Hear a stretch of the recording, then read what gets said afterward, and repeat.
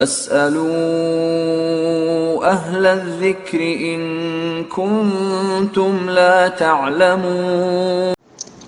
ওয়ালাইকুম আসসালাম ওয়া রাহমাতুল্লাহি ওয়া বারাকাতুহু। 7135 ভাই প্রশ্ন করেছেন যে মুসলিমদের সন্তানরা যদি ছোট বয়সে মৃত্যুবরণ করে তো তাহলে আখিরাতে তাদের কি হুকুম হবে, পরিণতি হবে? আর মুশরিক কাফেরদের সন্তানরা ছোট বয়সে মৃত্যুবরণ করলে তাদের পরিণতি কি হবে? তো এটি একটি গুরুত্বপূর্ণ প্রশ্ন। তার জবাব হচ্ছে যে মুসলমানদের সন্তানরা যদি ছোট বয়সে মৃত্যুবরণ করে তো তাহলে তারা তো অবশ্যই জান্নাতি, এ ব্যাপারে কোনো সন্দেহ নাই এবং হাদিস আছে। এবং হাদিস শরীফে এও বলা হয়েছে যে তারা পিতামাতার জন্য সুপারিশকারী হবে। তো পিতামাতা ছাড়া তারা জান্নাতে যাবে না যদি পিতামাতা জান্নাতের উপযুক্ত হয়। এখন প্রশ্ন হলো, যদি পিতামাতা যে কোনো একজন অথবা উভয়ে যদি এমন কবিরা গুনাহ করে থাকে অথবা এমন কোনো মানুষের অধিকার হরণ করে থাকে যা জান্নাতে যাওয়ার জন্য তাদের জন্য প্রতিবন্ধক হয়ে যাবে, তো তাহলে তার জন্য কি সুপারিশ কার্যকর হবে সন্তানের? তো এটি একটি প্রশ্ন। এটি যদিও স্পষ্টভাবে কিছু বলা হয়নি, কিন্তু অন্যান্য হাদিসের আলোকে এটার জবাব দেয়া যেতে পারে যে হুকুকুল আল আল ইবাদ, হকুল ইবাদ সেটা আল্লাহ ক্ষমা করবেন না। সেটা ক্লিয়ার করা ছাড়া আল্লাহ তাআলা তাকে জান্নাত দান করবেন না। আর যদি কবিরা গুনাহ করে থাকে দুনিয়ার জীবনে এবং সেটার জন্য সে তওবা না করেই মৃত্যুবরণ করে থাকে, তাহলে সেটার জন্য পরকালে নাজাত পেতে বাধাগ্রস্ত হবে।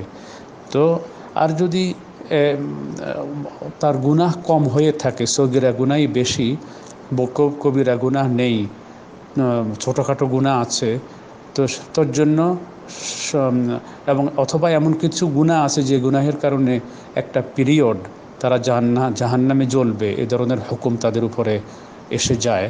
কিন্তু ছোট বয়সে সন্তান ইন্তেকাল করার কারণে যেহেতু তাকে আল্লাহ সুপারিশ করার অনুমতি দিবেন, তখন ওই সন্তানের কারণে আল্লাহ তাআলা ওই যে জাহান্নামে জ্বলার জন্য কিছু পিরিয়ড, একটা সময় তার জন্য অবধারিত হয়ে গিয়েছিল গুনাহের কারণে, সেটা আল্লাহ তাআলা ক্ষমা করে তাকে জান্নাত দান করবেন তার ছোট সন্তানের সুপারিশের কারণে। এটা হবে।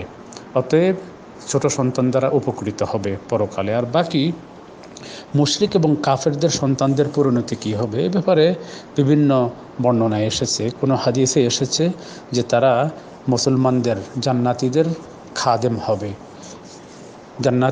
খাদেম হবে তারা, এবং সব সময় তারা বালক অবস্থায় থাকবে, কখনো তারা যুবকও হবে না, বালক অবস্থায় সব সময় থাকবে। যেমন আল্লাহ জাল্লা জালালু ইরশাদ করেছেন, ইয়াতুফু আলাইহিম উইলদানুম মুখাল্লাদুন, জান্নাতীদের চারিপাশে ঘূর্ণায়মান থাকবে এমন চির বালকরা যে কাআন্নাহুম লুলুম মানসুরা, তারা যেন বিক্ষিপ্ত মণিমুক্তার মতো, এত সুন্দর এবং এত পরিচ্ছন্ন হবে আল্লাহ তাআলার রহমতে।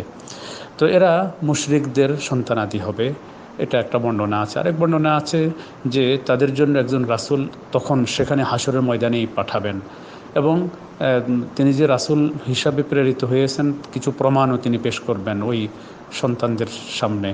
তখন রাসূল বলবেন আল্লাহর পক্ষ থেকে যে তোমরা জাহান্নামে প্রবেশ করো।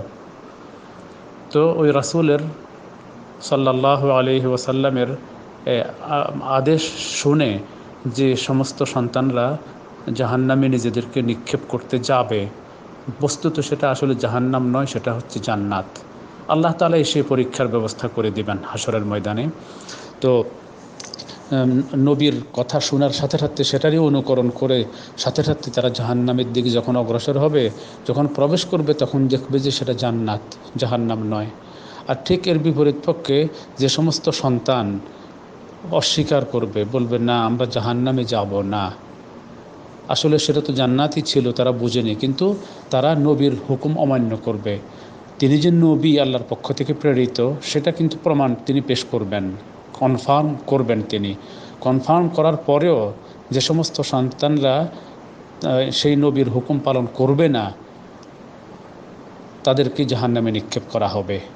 ফেরেশতারা টেনে তাদেরকে জাহান্নামে নিক্ষেপ করবেন। তো এই হবে তাদের পরিণতি।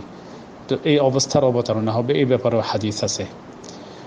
তো আবার কেউ কেউ বলেছেন যে তাদের পরিণতি কী হবে সেটা আল্লাহই জানেন, এ ব্যাপারে আমাদের কোনো মন্তব্য করার কোনো সুযোগ নাই।